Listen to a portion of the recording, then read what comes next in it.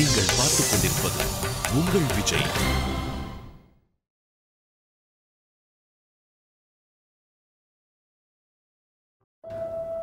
சுஹானா, நான் உன்கிட்ட ஒன்று கேட்கவா?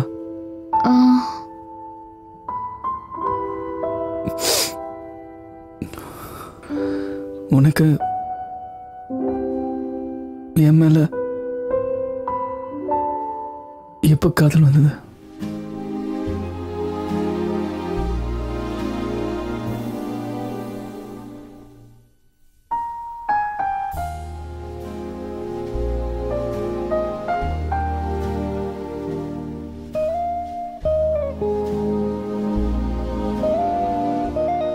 தெரியலையே.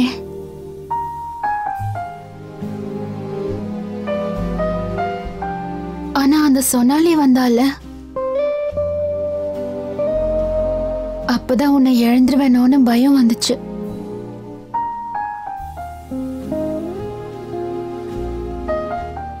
முதல்ல காதல் இருந்ததா இல்ல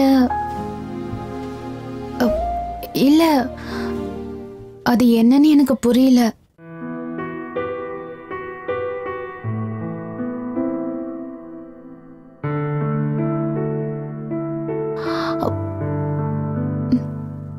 அப்புறமா எனக்கே எல்லாம் புரிஞ்சிருச்சு, இது காதல் தான்.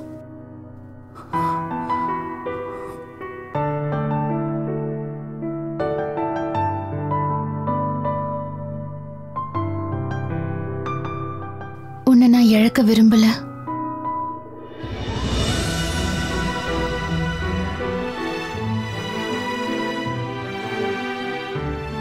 ஆனா நான் உன்னை சரியா வேல்யூ பண்ணலன்னு நினைக்கிறேன்.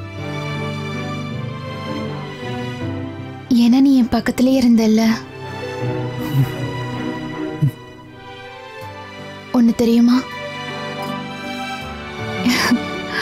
லைஃப்ல முதல் தடவை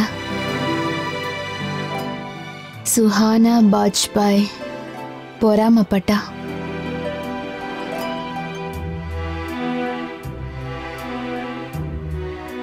ஒருவேளை அது காதலா இருந்திருக்கலாம், அதான் பொறாம வந்திருக்கு.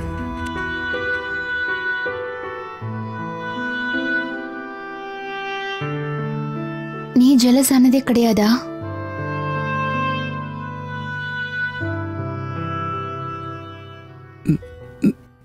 நானா?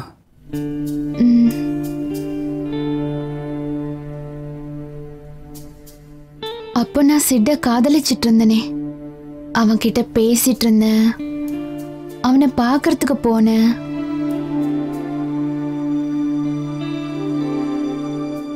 அப்போ நீ என்னை காதலிச்சிட்டு இருந்தல்ல.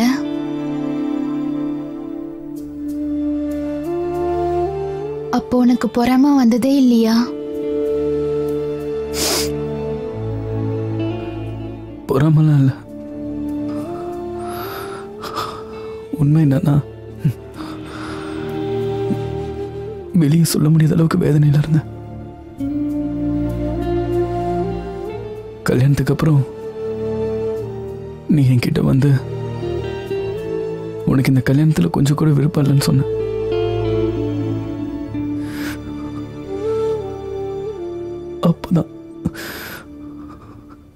அப்பதான் நான் ரொம்ப அழுதான் தெரியுமா?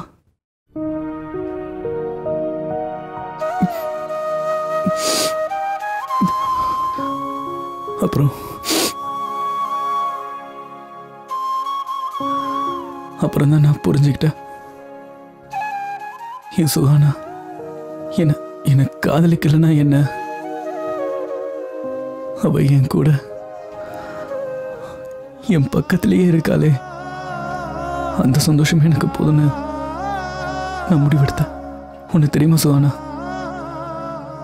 இந்த உலகத்துல எத்தனையோ பேர் இருக்காங்க, அவங்க எல்லாருக்கும் அவங்க ஆசைப்பட்ட பொண்ணு கிடைக்கிறதுல, யாருக்கும் அந்த அதிர்ஷ்டம் கிடைக்கிறதில்ல.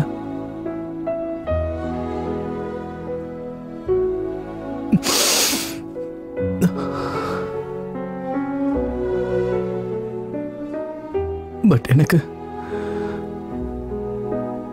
அந்த அதிர்ஷ்டம் என் கூடவே இருந்தது. நான் மனசார ஆசைப்பட்ட பொண்ணு நீ எனக்கு கிடைச்சிட்டல்ல.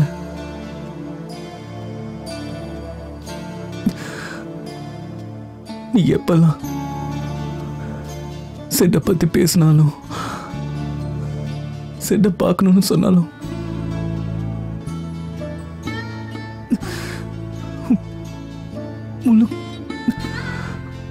உள்ளுக்குள்ள அவ்வளவு வேதனைப்படுவேன்.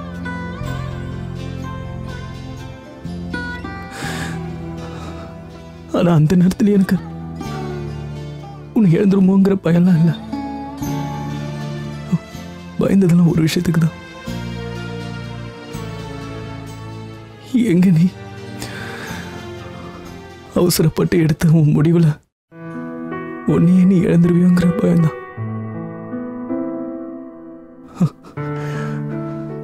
ஆனா எப்ப நீ சிட்டி கிட்ட இருந்து வந்து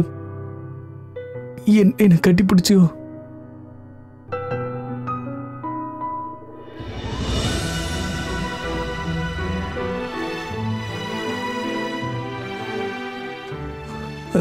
அந்த நிமிஷம் எனக்கு திரும்பவும் என் வாழ்க்கை எனக்கே கிடைச்ச மாதிரி இருந்துச்சு.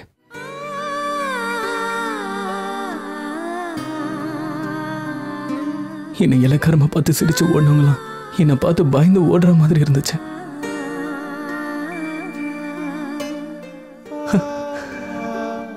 பார்த்தா அடுத்த நாளே நீ என்ன சொன்ன? ஈஷான், இன்னில இருந்து நான் சுதந்திரமா பறக்கிற பறவைன்னு சொன்ன. ஈஷான், இப்ப நான் எங்க வீட்டுக்கு திரும்பி போலாம்லன்னு சொன்னேன். அதை கேட்டதும் நான் செத்துட்டேன் சுகானா.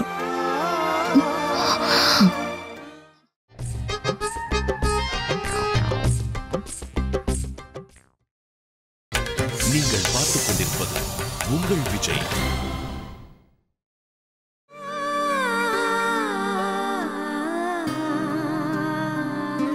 என்னை இலக்காரமா பார்த்து சிரிச்சு ஓடினவங்களாம் என்னை பார்த்து பயந்து ஓடுற மாதிரி இருந்துச்சு.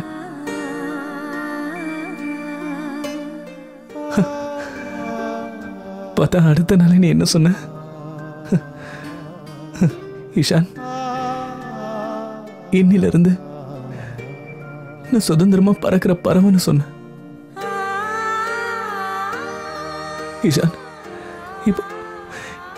இப்ப நான் எங்க வீட்டுக்கு திரும்பி போலாம்லன்னு சொன்னேன். அதை கேட்டதும் நான் செத்துட்டேன் சுகானா.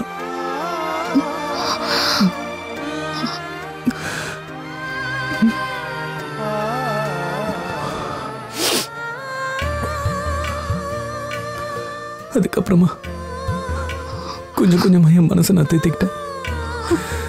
ஈஷான், சுஹானா எப்பவுமே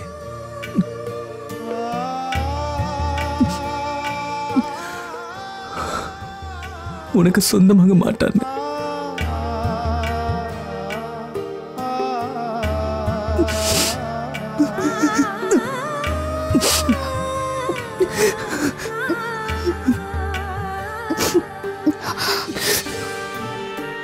நான் உனக்கு ரொம்ப கஷ்டத்தை கொடுத்துட்டேன்ல.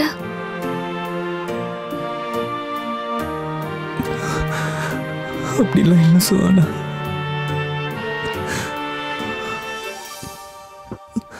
அப்படிலாம் இல்லை.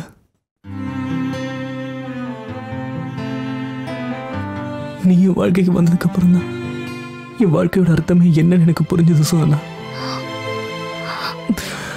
நான் சிரிக்கிறதுக்கு முக்கிய காரணமே நீதான். ஒவ்வொரு நிமிஷமும் இந்த அழகான முகத்தை பார்க்கணுங்கிற ஏக்கம் தான் என்னை இந்த வீட்டுக்கே வர வச்சது. அது வரைக்கும் நான் எனக்கு வேல்யூ கொடுத்ததே கிடையாது. எப்போ உன்னை காதலிக்க ஆரம்பிச்சனோ அதுக்கப்புறம் தான் நான் யாருங்கிறதையே முழுசா உணர்ந்தேன்.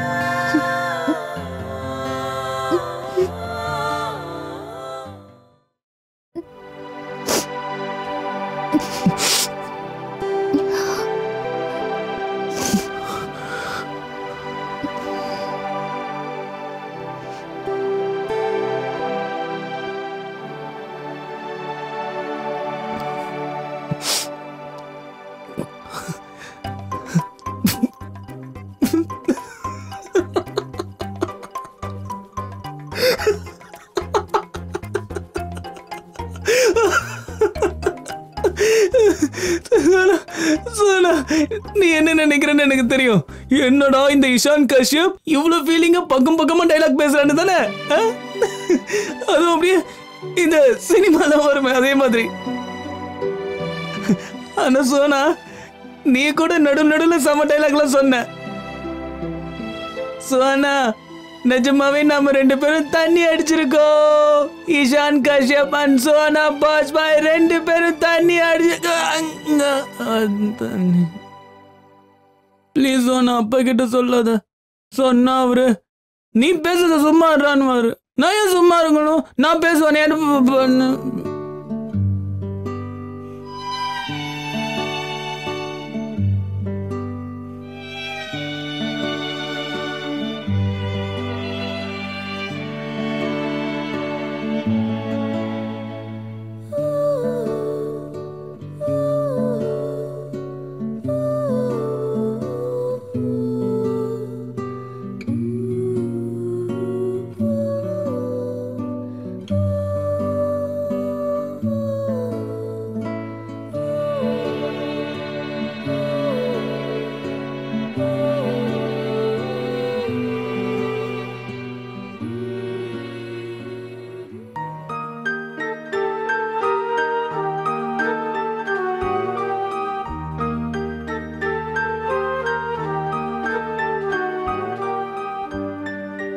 I love you, Ishan.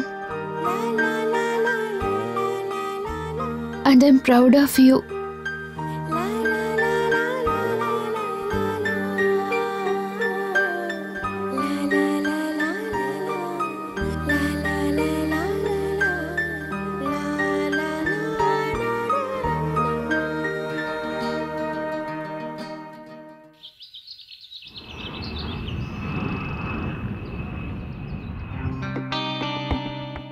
ராகுல்,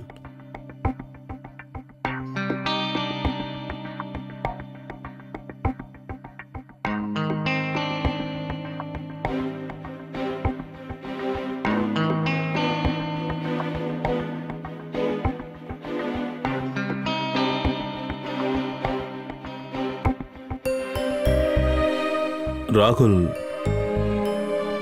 இவ்வளோ பெரிய முடிவெடுப்பார்னு சத்தியமா நான் எதிர்பார்க்கவே இல்லை. நிச்சயமா மாப்பிள்ளை இந்த முடிவை கோவத்திலேயோ இல்ல பயத்திலேயோ தான் எடுத்திருக்கணும்.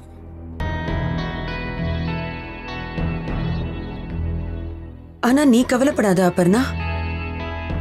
அவர் கொஞ்சம் நிதானமான உடனே நிச்சயம் வந்துடுவாரு.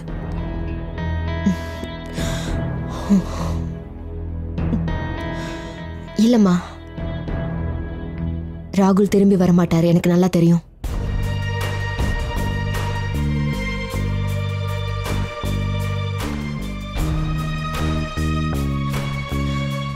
ரொம்ப நாளா அவர் தன்னை பார்த்தே பயந்து ஓடிட்டு இருந்தாரு.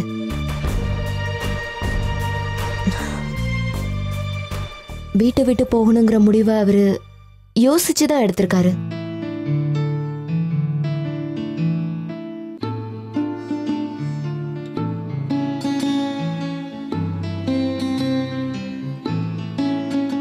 நீ அவரை ஏதாவது சொன்னியா?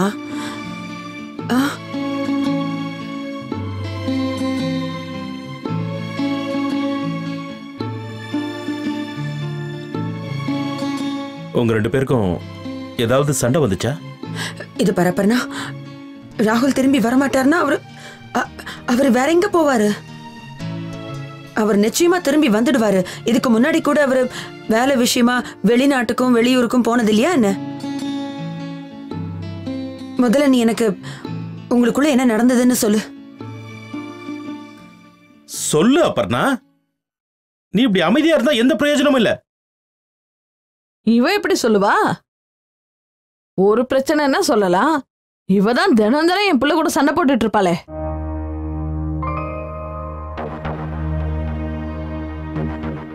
இவ தொந்தரவு தாங்க முடியாம தான் என் பிள்ளை வீட்டை விட்டே போயிட்டான். எப்ப பார்த்தாலும் பணம் இல்லைன்னு அவனை திட்டிக்கிட்டே இருக்க வேண்டியது. சைலேஜா, என் பையன் வாழ்க்கையில இப்படி ஒரு நிலைமை வந்ததுக்கு காரணமே இவதான்.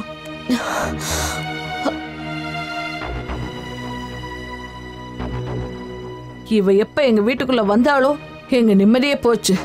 கல்யாணமாகி இத்தனை வருஷங்களாகுது, ஆனா ஒரு குழந்தை பெற்றுக்க முடியல இவளால.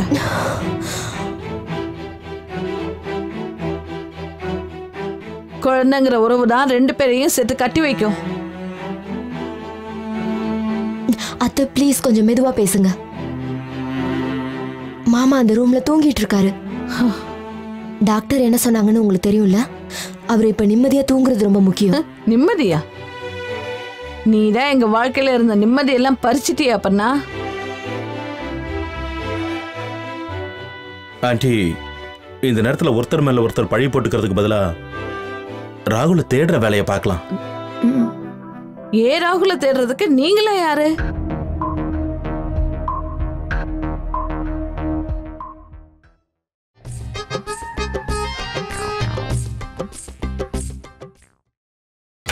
நீங்கள் பார்த்துக் கொண்டிருப்பது உங்கள் விஜய்.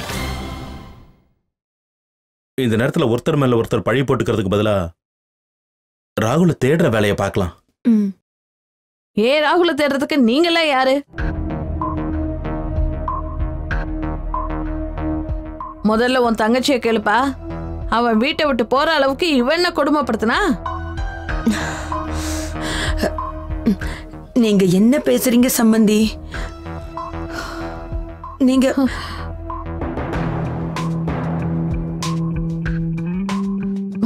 நீங்க எவ்வளவு கவலையா இருப்பீங்கன்னு என்னால புரிஞ்சுக்க முடியுது.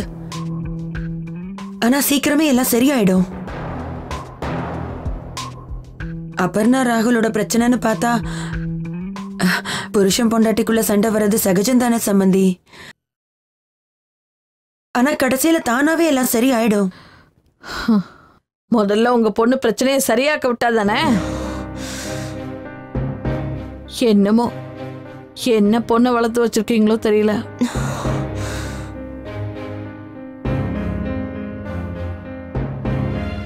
எப்ப பார்த்தாலும் பணத்தை பத்தி யோசிக்கிறா.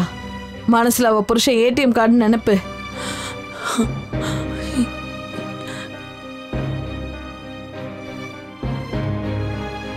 என் பையன் கூட லட்ச லட்சமா சம்பாதிக்கும் போது வாயை திறக்கவே இல்லையே. ஆனா என்னைக்கு அவனுக்கு வேலை போச்சோ அவ்வளவுதான், வார்த்தைக்கு வார்த்தை அவனை திட்ட ஆரம்பிச்சிட்டா.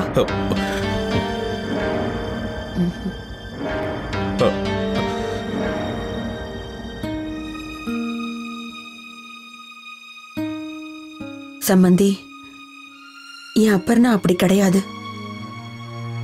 நாங்க எப்பவுமே பணத்தை விட உறவுகளுக்கு தான் அதிகமா மதிப்பு கொடுத்திருக்கோம்.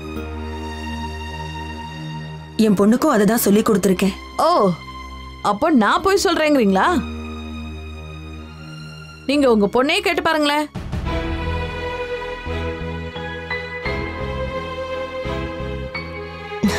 அம்மா,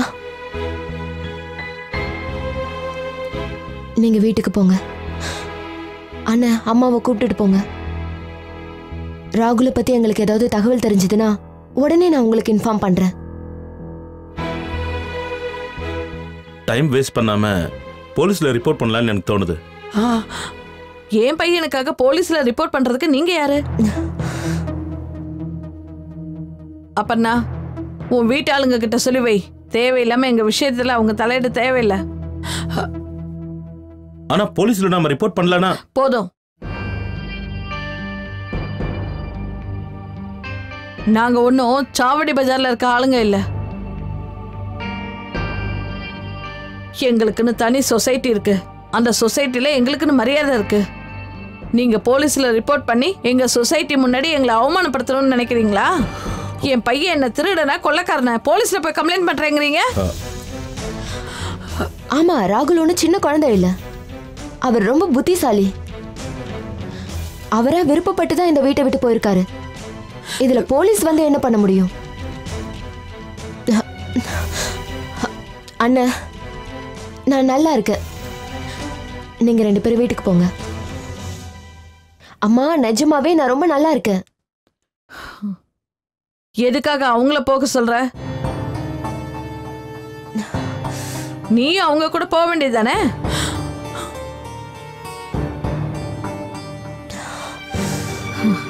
போக மாட்டியே. இனிமே நீ எதுக்காக இந்த வீட்டை விட்டு போற? ராகுலோட வீடு, ராகுலோட பணம்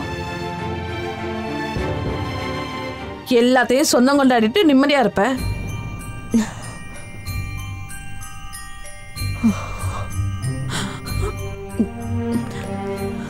அம்மா வாங்கம்மா.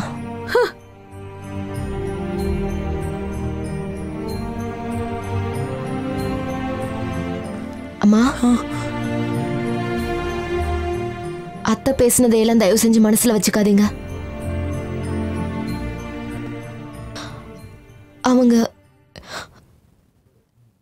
ராகுல் போன வருத்தத்துல